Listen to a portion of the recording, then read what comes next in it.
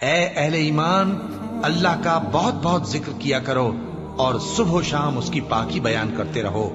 وہی تو ہے جو تم پر رحمت بھیجتا ہے اور اس کے فرشتے بھی، تاکہ تم کو اندھیروں سے نکال کر روشنی کی طرف لے جائے۔ اور اللہ مومنوں پر مہربان ہے۔ جس روز وہ اس سے ملیں گے تو ان کا تحفہ اللہ کی طرف سے سلام ہوگا، اور اس نے ان کے لیے عمدہ ثواب تیار کر رکھا ہے۔ اے پیغمبر، ہم نے تم کو گواہی دینے والا اور خوشخبری سنانے والا اور خبردار کرنے والا بنا کر بھیجا ہے، اور اللہ کی طرف اسی کے حکم سے بلانے والا اور چراغ روشن۔ اور مومنوں کو خوشخبری سنا دو کہ ان کے لیے اللہ کی طرف سے بڑا فضل ہے، اور کافروں اور منافقوں کا کہا نہ ماننا اور نہ ان کے تکلیف دینے پر نظر کرنا، اور اللہ پر بھروسہ رکھنا، اور اللہ ہی کارساز کافی ہے۔ مومنوں، جب تم مومن عورتوں سے نکاح کر کے ان کو ہاتھ لگانے یعنی ان کے پاس جانے سے پہلے طلاق دے دو تو تم کو کچھ حق نہیں کہ ان سے عدت پوری کراؤ، بس ان کو کچھ فائدہ یعنی خرچ دے دو اور ان کو اچھی طرح سے رخصت کر دو۔ اے پیغمبر صلی اللہ علیہ وآلہ وسلم، ہم نے تمہارے لیے تمہاری بیویاں جن کو تم نے ان کے مہر دے دیے ہیں حلال کر دی ہیں، اور تمہاری باندیاں جو اللہ نے تم کو کفار سے بطور مال غنیمت دلوائی ہیں، اور تمہارے چچا کی بیٹیاں اور تمہاری پھوپھیوں کی بیٹیاں اور تمہارے ماموں کی بیٹیاں اور تمہاری خالاؤں کی بیٹیاں جو تمہارے ساتھ وطن چھوڑ کر آئی ہیں، سب حلال ہیں۔ اور کوئی مومن عورت اگر اپنے آپ کو پیغمبر صلی اللہ علیہ وآلہ وسلم کے حوالے کر دے یعنی مہر کے بغیر نکاح میں آنا چاہے، بشرطے کہ پیغمبر صلی اللہ علیہ وآلہ وسلم بھی اس سے نکاح کرنا چاہیں، وہ بھی حلال ہے۔ لیکن یہ اجازت اے نبی صلی اللہ علیہ وآلہ وسلم خاص تم ہی کو ہے، سب مسلمانوں کو نہیں۔ ہم نے ان کی بیویوں اور باندیوں کے بارے میں جو مہر واجب الادا مقرر کر دیا ہے ہم کو معلوم ہے، یہ اس لیے کیا گیا ہے کہ تم پر کسی طرح کی تنگی نہ رہے، اور اللہ بخشنے والا ہے، مہربان ہے۔ اے پیغمبر صلی اللہ علیہ وآلہ وسلم، تم کو یہ بھی اختیار ہے کہ جس بیوی کو چاہو پیچھے رکھو اور جسے چاہو اپنے پاس رکھو، اور جس کو تم نے پیچھے کر دیا ہو اگر اس کو پھر اپنے پاس طلب کر لو تو تم پر کچھ گناہ نہیں۔ یہ اجازت اس لیے ہے کہ ان کی آنکھیں ٹھنڈی رہیں اور وہ رنجیدہ نہ ہوں، اور جو کچھ تم ان کو دو اسے لے کر سب خوش رہیں، اور جو کچھ تمہارے دلوں میں ہے اللہ اسے جانتا ہے، اور اللہ جاننے والا ہے، بردبار ہے۔ اے پیغمبر صلی اللہ علیہ وآلہ وسلم، ان کے سوا اور عورتیں تم کو جائز نہیں، اور نہ یہ کہ ان بیویوں کو چھوڑ کر اور بیویاں کر لو، خواہ ان کا حسن تم کو کیسا ہی اچھا لگے، مگر وہ جو تمہارے ہاتھ کا مال ہے یعنی باندیوں کے بارے میں تم کو اختیار ہے، اور اللہ ہر چیز پر نگاہ رکھتا ہے۔ مومنوں، پیغمبر صلی اللہ علیہ وآلہ وسلم کے گھروں میں نہ جایا کرو مگر اس صورت میں کہ تم کو اجازت دی جائے یعنی کھانے کے لیے بلایا جائے، جبکہ اس کے پکنے کا انتظار بھی نہ کرنا پڑے۔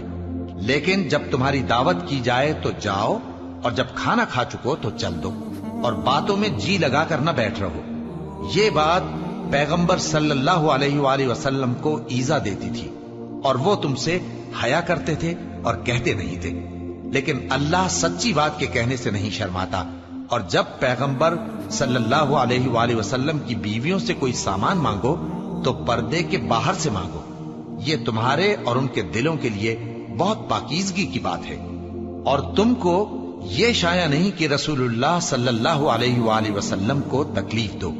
اور نہ یہ کہ ان کی بیویوں سے کبھی ان کے بعد نکاح کرو، بے شک یہ اللہ کے نزدیک بڑا گناہ کا کام ہے۔ اگر تم کسی چیز کو ظاہر کرو یا اس کو مخفی رکھو تو یاد رکھو کہ اللہ ہر چیز سے باخبر ہے۔ خواتین پر اپنے باپ دادا سے پردہ نہ کرنے میں کچھ گناہ نہیں، اور نہ اپنے بیٹوں سے اور نہ اپنے بھائیوں سے اور نہ اپنے بھتیجوں سے اور نہ اپنے بھانجوں سے، نہ اپنی سی خواتین سے اور نہ اپنے باندی غلاموں سے۔ اور اے خواتین، اللہ سے ڈرتی رہو، بے شک اللہ ہر چیز سے واقف ہے۔ اللہ اور اس کے فرشتے اس پیغمبر صلی اللہ علیہ وآلہ وسلم پر درود بھیجتے ہیں۔ مومنوں، تم بھی ان پر درود بھیجو اور خوب سلام بھیجا کرو۔ جو لوگ اللہ اور اس کے پیغمبر صلی اللہ علیہ وآلہ وسلم کو اذیت پہنچاتے ہیں ان پر اللہ دنیا اور آخرت میں لعنت کرتا ہے، اور ان کے لیے اس نے ذلیل کرنے والا عذاب تیار کر رکھا ہے۔ اور جو لوگ مومن مردوں اور مومن عورتوں کو ایسے کام کی تہمت سے جو انہوں نے نہ کیا ہو ایذا دیں تو انہوں نے بہتان کا اور کھلے گناہ کا بوجھ اپنے سر پر رکھا۔ اے پیغمبر صلی اللہ علیہ وآلہ وسلم، اپنی بیویوں اور بیٹیوں اور مسلمانوں کی عورتوں سے کہہ دو کہ باہر نکلا کریں تو اپنے چہروں پر چادر لٹکا کر گھونگھٹ نکال لیا کریں۔ یہ چیز ان کے لیے موجب شناخت و امتیاز ہوگی تو کوئی ان کو ایذا نہ دے گا، اور اللہ بخشنے والا ہے، مہربان ہے۔ اگر منافق اور وہ لوگ جن کے دلوں میں روگ ہے اور جو مدینے کے شہر میں بری بری خبریں اڑایا کرتے ہیں اپنی حرکتوں سے باز نہ آئیں گے تو ہم تم کو ان کے پیچھے لگا دیں گے، پھر وہ تمہارے پڑوس میں نہ رہ سکیں گے مگر تھوڑے دن، وہ بھی پھٹکارے ہوئے، جہاں پائے گئے پکڑے گئے اور جان سے مار ڈالے گئے۔ جو لوگ پہلے گزر چکے ہیں ان کے بارے میں بھی اللہ کی یہی عادت رہی ہے، اور تم اللہ کی عادت میں تغیر و تبدل نہ پاؤ گے۔ لوگ تم سے قیامت کی نسبت دریافت کرتے ہیں کہ کب آئے گی، کہہ دو کہ اس کا علم اللہ ہی کو ہے، اور تمہیں کیا پتا، ہو سکتا ہے قیامت قریب ہی آ گئی ہو۔ بے شک اللہ نے کافروں پر لعنت کی ہے اور ان کے لیے جہنم کی آگ تیار کر رکھی ہے، اس میں وہ ہمیشہ ہمیشہ رہیں گے، نہ کسی کو دوست پائیں گے اور نہ مددگار۔